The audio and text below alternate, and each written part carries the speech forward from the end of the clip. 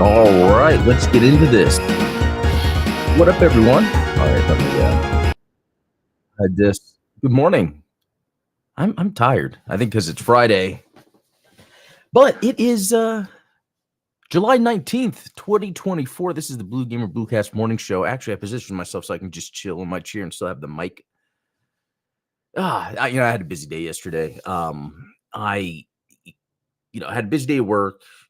Had the Gundam Explained podcast, and then immediately afterwards, the fam went out to go watch a movie. We went and saw Twisters, and I wanted to see this movie, but we mainly went because we just wanted to go see a movie. We hadn't gone and seen a movie in a while, and Twisters was pretty boring. Yeah, it it just had some basic story. There was nothing really interesting, no twists. I think it was really like a romance story. That's kind of how it was building up, and that was kind of the glue for all the motivations happening. And then even the tornado effects. There were some shots that looked cool, but the tornado it just looked like CGI cartoon stuff. But I guess I don't know. Maybe it's hard to make tornadoes look real in CGI. I don't know. I feel like I wasted my time watching the movie, unfortunately. Um, but let's get into this. Lighting is a little weird. I was too lazy to close everything. Okay, so what are we going to talk about today? Well, you know what? I don't know because I haven't seen anything interesting come up. So we're going to kind of go through the news together, but let me show off what I was playing yesterday. Like I said, not a lot, but I happened to get the MetaQuest 3.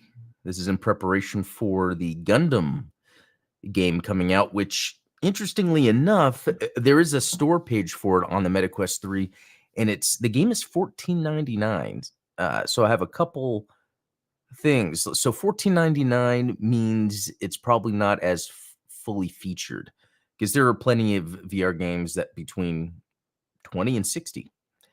So that makes me think interesting. It if it's 15, is that little movie like a short little thing, and then like that little side game we saw, just another little. But at the same time, being that cheap means easier for people to be like, what is this? I guess I'll buy it. It's a robot, a mech. So I'm gonna go and say that the low price is a good thing. That's gonna be my angle on that. Um, I wanted to play Splinter Fate yesterday. I did not have time. That's just been on my mind. That game has been so fun. Um, but yeah, before I talk about Batman Arkham VR, good to see GM Kill X, Autonomous Midnight Hatter. Awesome to see the crew here. Um, yeah, it looks like a high budget 2000 sci-fi channel disaster movie. Yeah, it's really tough to put my finger on it.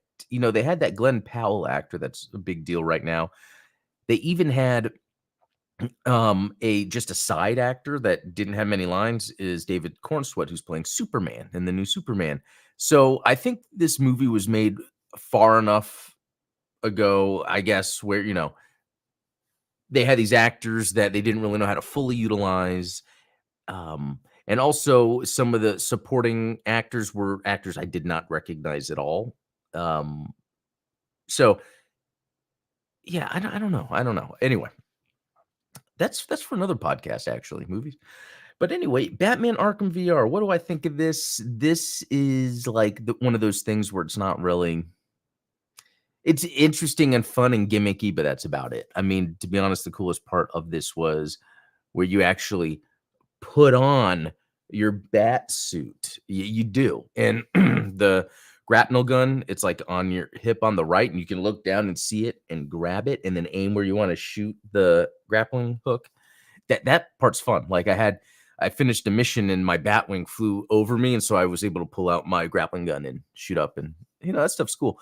Um, the other cool thing too is you have batarang on your belt that you can just pick up, and what's cool is with two hands, you could pick one up and throw it while you're picking another one up and throwing it, which is really neat because in the Batcave, there's this optional sequence where you can do some training and some targets fly up into the air. And then I was just sitting there last night, just like throwing. It was a cool like workout. That's kind of another thing I want to get out of this is a workout, moving around. So that was pretty neat. But there's actually a proper Batman Arkham game coming later this year that I think is more of a game, an actual game, just in VR. So, but we'll see because VR's been hit or miss for me because I spent a lot of time with the PlayStation VR. Both brothers had the Quest 2, now only one, the other one sold it.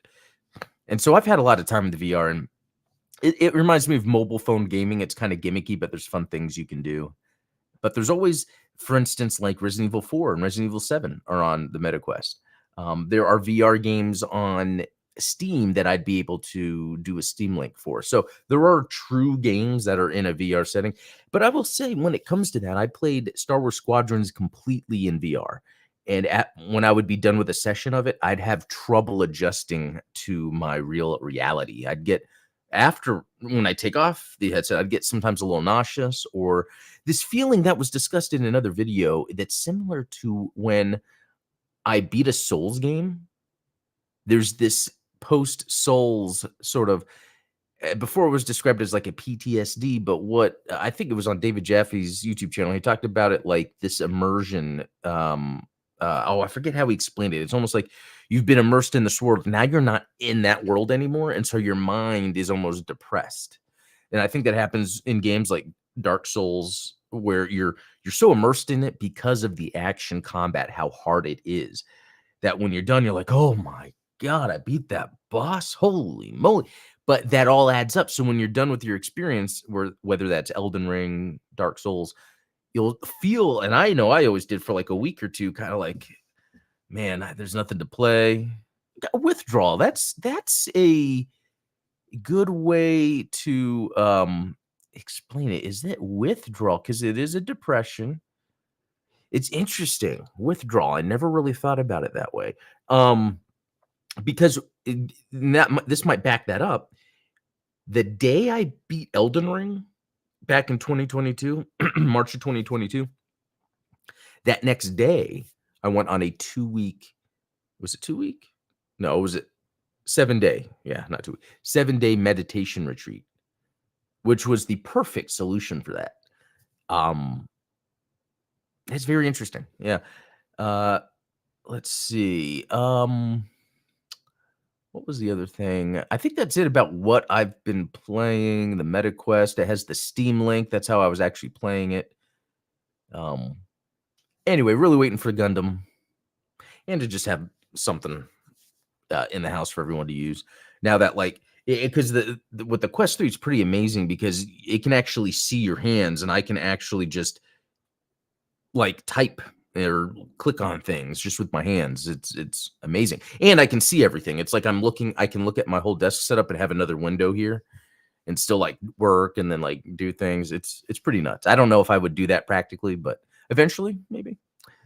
Let's see what else. Okay, so there's not much interesting for me personally to talk about because I didn't really do too much yesterday, video game related, but I did find some interesting articles maybe we can look at and see if it's interesting. This headline got me: video game subscription services are simply too complicated. And then I thought, okay, from that headline, is that true? And I would say, actually, yeah, because what I do is I just pay for the top tier Game Pass. You know, it was pretty obvious what that was at the beginning because I'm a PC gamer and a console gamer. So it's like the all-in-one, you need the ultimate. No, that's easy. But with PlayStation, it's been a little weird because their tiers, one, were more expensive with less features at one point. And so it was hard for me when I'm already doing Xbox. And I will say the one that actually probably does it maybe the best was it Ubisoft Connect, whatever theirs is called. Because I've been paying for that since last year. It's a monthly thing, but they have like so many good games, really. No, I didn't start paying for it until, no, it was last year. It was actually, yeah, now I'm thinking about it, there's been a lot of Ubisoft games that I've played, not recently, but historically because of that. But we've got the Star Wars Outlaws coming out that I cannot wait to play. So having that subscription service works. Um, so Midnight Hatter saying, I think all software subscription services need to go away. Yeah, I don't know. Like it seems like a good idea, but then it seems almost better for everyone if you just kind of like plan to spend a certain amount on something. I actually did that with FL Studio. FL Studio still yet does not require you to like have a subscription like to get the updates. Like I went and bought it FL Studio, and part of that was that um I could get the updates as they come out in the future. I don't have to be subscribing to something. Um, which, on one hand, it seems like that's a good business model to make money. But on the other hand, like they got to think like with their market, how many subscriptions are people going to have? Even right now, people, talk about it, can have subscriptions to all this stuff. And then people start pruning through that, removing things. So let me see what this person's trying to get here. Like everyone, I've come to massively resent the insidious creep of subscription services. I started off with an affordable, shareable Netflix subscription many years ago. Then came Spotify, then Disney Plus when I had children, then Prime Video, which I can say so far I'm subscribed to all those. All of which I could just about justify. Then my Fitbit started wanting to charge me to unlock features in a device I'd already bought. Google now charges me monthly to store in the cloud. Yeah, I do. I think I pay $1.99 or $2 on Google. Like that's just another recurring cost I'm not even thinking about. And it's like I could probably do something about that. I pay yearly for an app that lets me look at guitar tabs. Oh, that's cool. I actually I forget how, but I ended up buying it. But I got it for free, but it was through something. It was an app for guitar tabs. Last week I tried to. It's really neat how this website highlights things in yellow, unless that's the screen share thing I'm doing. I don't know, but that's cool. Last week I tried to buy some protein powder and discovered I could only do so if I committed to a minimum 3-month supply. Egregious. As for gaming, I've been a subscriber to Xbox Live on and off since 2003.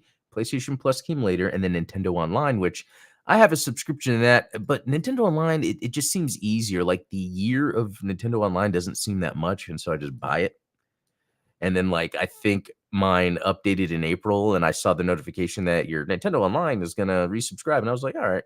Again, another thing in the background I'm not thinking of, but maybe I should be.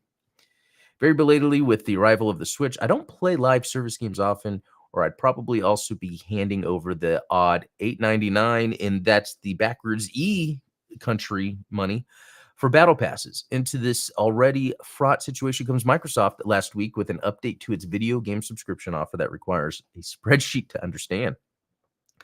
There is now Game Pass Standard and Game Pass Core, two words which mean the same thing. There's also Game Pass Ultimate, and some of these options apply to PC as well, but not others. Some offer new Microsoft games on day one, others don't. Some include cloud gaming, others don't. Also, they all cost more now. I'm not stupid, and even after looking over those options several times, I can't 100% tell you what they mean and what the differences are without referring to a table. PlayStation Plus is now almost as confusing and expensive. The options are called Plus Premium, Plus Extra, another tautology, and Plus Essential. With linguistic clarity that makes me want to scream into a pillow, all of these come with different benefits, but you can't play online with your friends at all without paying. As for Nintendo Switch Online, well, it's barely got any benefits, making it feel like a Splatoon 3 Animal Crossing tax, but at least it's simple. Well, I will say, Nintendo Switch Online does come with like the free DLC for games, including Mario Kart, a bunch of old school games, which again, I prefer emulators with a lot of old school games, but I like that on my Switch, there's like an official means to play some games, and I'm paying for it. So I think that kind of then justifies the emulating I'm doing. But at least it's simple with only two options and drastically cheaper than Xbox or PlayStation. Okay. I object to feeling as if I'm paying a small mortgage to every entertainment and service company that exists. You could argue that every one of them is a choice, but it doesn't feel like it. And outside of gaming, it's been proven most of these services capture a market with cheapish introductory pricing. Switch everyone over. That was the thing with Factor. So we tried the Factor meals, which I loved it. It was great. I was getting a healthy, delicious meal. And I had it to where it'd be like once a day for like 5 days of a week. But even after that introductory month, we were looking at the cost, or introductory, it was like a few weeks for a certain price. We are looking at the cost. There's like, this is insane. So we canceled. Okay, and outside of game, it's been proven most of these services capture a market with cheap-ish introductory pricing, switch everyone over, then raise prices once the competition is far enough behind. This is why I'm suspicious of things like Game Pass in general. Right now, you can't argue that it's an enormously generous offer with a great library of games, but in 10 years, if Microsoft bought up even more of the games industry and then decided to charge you through your month to play Call of Duty, you'd be screwed. I often fondly mock my partner for his unwavering devotion to physical media. In addition to a 1,000-strong record collection and shelves of Blu-rays and DVDs, so that's cool. Yeah, talking about buying physical stuff, because I will do that for things that I truly, truly, truly like, and it's one of those things where I think, hey, if something was to happen, we were losing all of our digital library, but I wanted some things to keep me happy. Here are the things I really like. I have a few vinyl records of music I like. I have a few Blu-rays and 4Ks of things I like, but I don't always buy physical. Let's see. In the future, when I'm paying $100 per month for Ultra Super Game Cloud Box Plus to access a Play digital library of games that I already bought a decade to previously, he'll be the one laughing. Yeah, that's the thing. And I think we kind of, there's some of us that have already recognized this so much. Like, how many times has Nintendo re-released their games? Like, and we're not even talking about subscription services. We're just talking about the nature of the video games in general. Okay.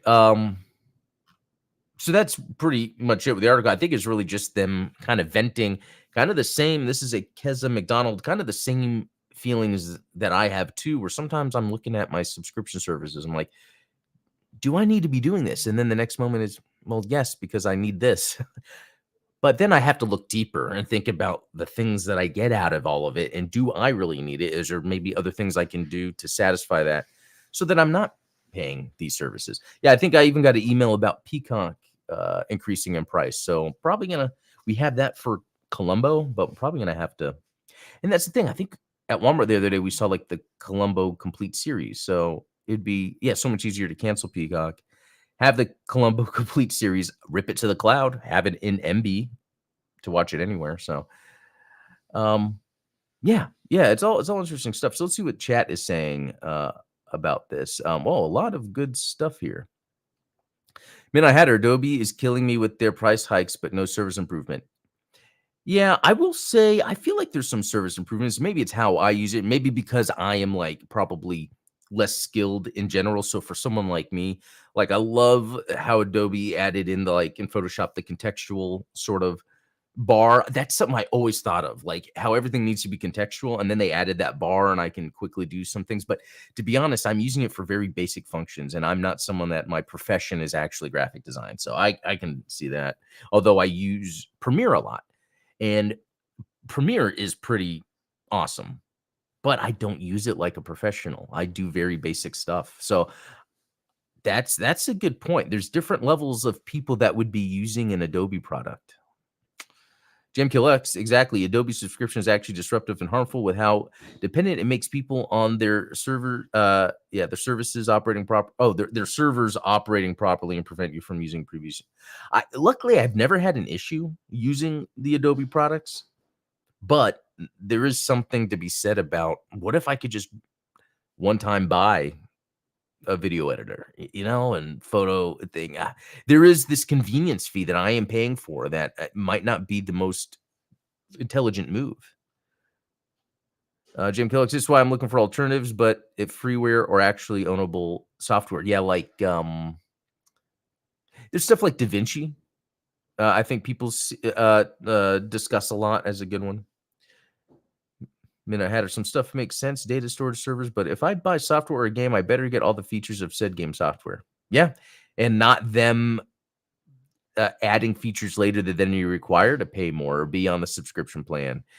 And it's funny because Wirecast did that. That's like a streaming platform. In the middle of me having the service, they decided to switch. Actually, they decided to switch from monthly to just buying it out. Actually, isn't that interesting? But it was going to be like 500 something, and I was like, I don't know if I could. So I think the option's a good idea, maybe. Make it where for people that want to get into something, but they don't want to commit to the whole thing, maybe there is a subscription model. But then for people that take it seriously, they should then sell something, a one-time buy. Yeah, so Midnight Hatter saying I would gladly pay like 200 up front for my Creative Cloud without cloud storage or AI. Just let me use the apps with no connectivity or even updates. That's a great way to go about it. I mean, yeah, given the option. Yeah. I have Clip Studio Disc. If anyone wants it, I'll send it to you. Companies are just nickel and diming us, and they make it hard to unsubscribe so they can keep their recurring revenue. Yeah, I got to think about it. I really got to take some time and think of all the services I'm paying for, even things I might need. Like, for instance, we have the Walmart Plus and Amazon Plus, or Amazon Prime, Walmart, whatever. They're kind of the same thing, but they do offer some differences, which is interesting. So there's like more choices of like gadget type stuff that I can get the next day, which again, do I need something the next day? But it also has Prime Video and Prime Music and Prime Storage, whatever. Walmart comes with Paramount Plus, but they also deliver groceries that's a little cheaper than Amazon. So that's tough, hopefully it doesn't get harder on video games in the future. And I don't know, I think it seems like a lot of people too are thinking, okay, is this Game Pass thing really going to work? And it's like, well, it's still around, but so are others. I don't know. I think it almost reminds you of like the fast food industry, how that's really bad for everybody, but it's still around and people are paying for it and there's not regulation stopping it. It's kind of weird. All right. Netflix's multiplayer Squid Game title gets 2024 release window. That's neat. It did that remind me. I wonder if I talked about it on here or not, that where there was this developer that had an idea for a game on Netflix. And so they just emailed them and said, here's our idea for a game. And they had a meeting with, well, I think it's not that they emailed them, but that's what the guy said. He just emailed them and they had a meeting and they're like, yeah, it looks good. But this developer had released some stuff on mobile. So they had a background, but it's interesting how easy, because they were saying, people are trying to make the Netflix of gaming, but this developer is like, you are Netflix. So let's just add gaming. And that was pretty funny, I think. Let's see. What's some other interesting news? FTC criticizes Xbox Game Pass price hike, labeling it consumer harm. I would honestly say out of all of the subscription services, Xbox Game Pass is like the least harmful. And maybe I'm wrong in that, but there's no other service that gives you that many selection of games that's cross-play, cross-platform, any device, PC, console, cloud streaming, multiplayer, free games. Like, I feel like the Xbox Game Pass is a good service. But I wonder if Microsoft is just under scrutiny because of the Activision deal and all that. So, but that's the other thing, because the Activision deal, that makes Game Pass even more of a good deal, because it's not like they bought up all gaming. There's still, in fact, I would prefer it be that there is a singular entity controlling more of the mainstream sort of gaming, because that's going to give room for others to rise, which I think is going to happen after this. Let's see. It's not just the price tag. Premium games don't fit on mobile. Yeah, this is something else. I think I brought it up in another episode where like Apple was just, they're not seeing good sales with the real games like Resident Evil ported to their platform. Like, people just don't care. That's interesting. Halo TV series canceled after 2 seasons. So this is a sad thing, because the look of the Halo show, the action of the Halo show, in my opinion, 100% nails what a live action Halo could do. But the story, the characters, it's nothing like Halo. And then the one aspect that is nothing like Halo that they really messed up on, and I feel bad about this, is having Master Chief maskless and having like some sort of different arc. And what made Halo cool is Master Chief seeming like this mysterious figure, but you felt safe by him. He was like a Superman, but he was a mysterious figure. And I think they should have leaned into that and maybe just made Cortana more of that main character, if you know what I mean, because you see her face, she talks a lot, she kind of helps with exposition. Because the action scenes, I didn't watch it all, but the action scenes that I saw were like amazing. Yeah, they're just saying the show would not move forward with a third season on the service. Yeah, I read something earlier and it didn't say the reason, but I really think I mean it could be because of the show. I mean, if you look at Last of Us, that worked, right? Fallout worked. There's so many things that work. How come Halo wouldn't work, right? Isn't Halo so big? That's why really at its core, it was missing the key elements that made Halo what it was. Let's see. Oh, global IT outage brings down services worldwide. Well, interesting. I have not witnessed or experienced any of this. Let's move over to that. Okay, we're seeing reports that updating a Windows PC or laptop can result in the device freezing after restart and landing. What? This morning, a monumental and global IT outage struck most of the world, with everything from banks to airlines and from cloud networking providers to gaming servers being impacted. It seems as though it's linked to Microsoft systems. There's a lot up in the air at present. What is known is that this widespread IT outage has wreaked havoc on the world. What? I haven't heard anything. I got up, started my stream, and I even checked some work stuff. So that's interesting. Okay, maybe this is a test for the real outage that will happen before the election. I'm just joking. Let's see. Is Fortnite getting 200 player lobbies? Okay. I don't care right now about Fortnite, but this 200 player lobby thing, I feel like is something that has potential. I've thought about it before, making it a place like if you went to go to the mall or you went to a festival outside, like the idea of just having a bunch of people around, there's things to do. I like that. Again, it's that connectivity. Even if I'm just doing something by myself, like if I can go into a virtual lobby to play an arcade game, I might rather do that than just playing the arcade game on my computer. You know what I mean? Like it seems like I personally would love to do that. I think about that sometimes when I play video games like a Metroidvania and I'm like down at a bottom corner somewhere that I probably won't ever visit again. And I'm like, what's something that could be done with this unique area that a developer designed that not many people are going to have to come back here anymore because it was just some random spot. And so there's always ideas in my mind about how can a game, even single player experience, feel like you're connected more. I think I was talking about that yesterday because a lot of video game, and I guess that might be my generation of video games. Like when I'm playing video games, it was at the arcade with people or at home with family, brother, sister, mom, dad, and we're one controller. We're like, oh my God, look at this game. And there's something about that. Ooh, Rainbow Six Mobile and Division Resurgence quietly delayed. That is weird because every once in a while I would go into the app and be like, okay, is this Division game coming out? Because I'm pre-registered for it. Huh. Interesting. They reported stellar financial results so far this year.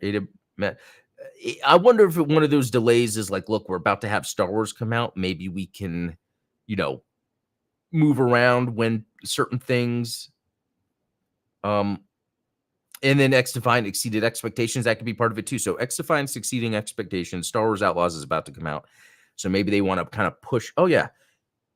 Have been quietly pushed out of FY25. So they're saying specifically into FY26. So that's probably what it is. So then good on Ubisoft. I tell you, they're an underdog in publishing. It's pretty interesting. Well, I think that just about does it. That was a fun one. There's not too much going on, but we can kind of dive into some personal things that I can relate to video games specifically. It makes it a little more interesting. let's see. Let me hide that. So anyway, yeah. So this weekend, what's going on? We're nearing the end of July. We still have some more July going on. There could be some announcements later this month about Call of Duty on Game Pass because that would be exciting. And then this weekend, I am probably going to be playing some more of the Meta Quest, but probably not like a whole lot. It's probably mainly going to be I'm going to try to beat Wanted Dead. Once Human, will I jump back into that? I don't know. Flintlock, will I jump back into that? I don't know. We'll see how I feel. I feel like there's enough neat, fun games, a variety of games that like when I get to a moment where I'm like, okay, I want to play a game, I could really find something and have a lot of fun. There's a lot going on. So, oh, good question. Jim Kill X. Have you had a chance to get the GB4 network test demo yet? I mean, I downloaded it, but I was out all yesterday. And when I got back, and I think there's like a specific time frame that it might be today too. So I might try it out. Curious. Anyway, y'all, thanks for watching. Have a good weekend, and yeah, we'll talk again on Monday. See you.